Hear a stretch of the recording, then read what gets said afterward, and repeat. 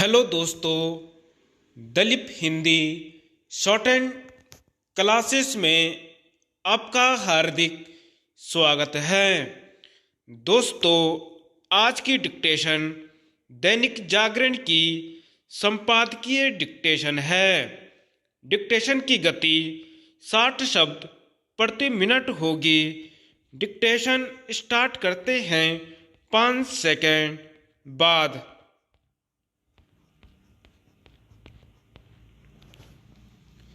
अलगाव और आतंक। केंद्र सरकार की ओर से कट्टरपंथी मसरत आलम के नेतृत्व वाले अलगाववादी संगठन मुस्लिम लीग जम्मू कश्मीर को गैर कानूनी घोषित करने के फैसले से यही पता चलता है कि इस राज्य में किस तरह अलगाववाद को बढ़ावा देने वाले तत्व सक्रिय हैं। इस अलगाववादी संगठन को इसलिए प्रतिबंधित किया गया क्योंकि इसके सदस्य राष्ट्र विरोधी कृत्यों में शामिल होने के साथ आतंकी गतिविधियों का समर्थन करने में लगे हुए थे। इसके अतिरिक्त वे लोगों को जम्मू कश्मीर में इस्लामी शासन स्थापित करने के लिए भी उकसा रहे थे। मसरत आलम जिहादी तेवरों वाला कट्टरपंथी नेता है। फिलहाल वह जेल में है, लेकिन एक समय वह कश्मीर घाटी में अशांति फैलाने का काम करता था और कानून एवं व्यवस्था को खुली चुनौती देता था। 2010 में उसने कश्मीर में हिंसक प्रदर्शनों की अगुवाई की थी। इन प्रदर्शनी में दर्जनों लोग मारे गए थे। मसरत आलम पाकिस्तान की भाषा बोलने वाली हुर्रियत कॉन्फ्रेंस का भी नेता रह चुका है। इसके बावजूद जब महबूबा मुफ्ती जम्मू कश्मीर की मुख्यमंत्री थी, तब उन्होंने उसे रिहा करने की पहल की थी। यह चिंताजनक है कि अभी भी कश्मीर में खुले छिपे रूप में पाकिस्तान की भाषा बोलने अथवा अलगाव और आतंक की पैरवी करने वाले तत्वों की कमी नहीं।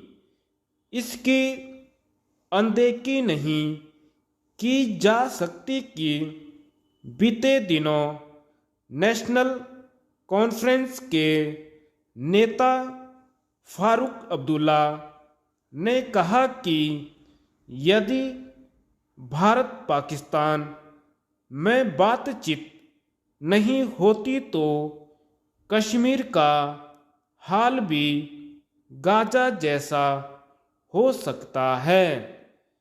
यह हर लिहाज से आपत्तिजनक और भड़काऊ बयान है।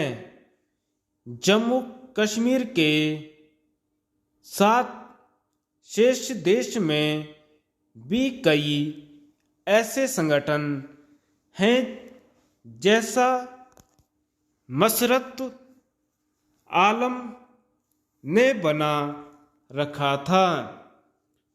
इस तरह के संगठनों में एक पॉपुलर फ्रंट ऑफ इंडिया यानी PFI भी था।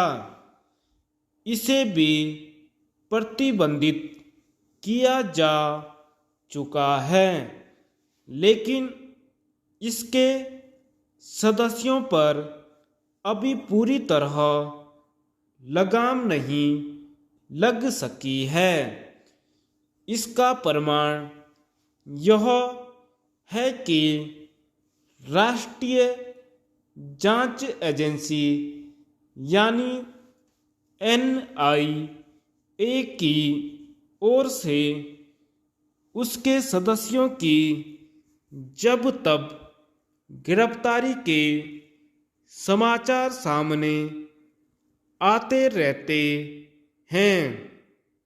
यह गिरफ्तारी इसीलिए होती रहती है क्योंकि PFI के कई सदस्य गुपचुप तरीके से अलगाव और आतंक को बढ़ावा देने में लिप्त पाए जा रहे हैं। यह वही संगठन है जो भारत को इस्लामी देश बनाने के लिए सक्रिय था। जब अलगाव अथवा आतंक की पैरवी करने और राष्ट्रीय हितों के खिलाफ काम करने वाले किसी संगठन को प्रतिबंधित किया जाता है तो उसकी सदस्यता लेना एवं उसके लिए धन एकत्रित करना अवैध हो जाता है। दुर्भाग्य से ऐसे कई संगठनों को जब तक प्रतिबंधित किया जाता है तब तक वे अपना नेटवर्क व्यापक और सशक्त कर लेते हैं। इसके चलते उसके सदस्यों की गतिविधियों पर निगाह रखना कठिन हो जाता है। स्पष्ट है कि देश विरोधी संगठनों पर पाबंदी लगाना ही पर्याप्त नहीं, इसके साथ ही केंद्र और राज्य सरकारों को यह भी सुनिश्चित करना चाहिए कि ऐसे संगठनों के सदस्य गुप्त रूप से अपनी गतिविधियां जारी न रख सकें। धन्यवाद।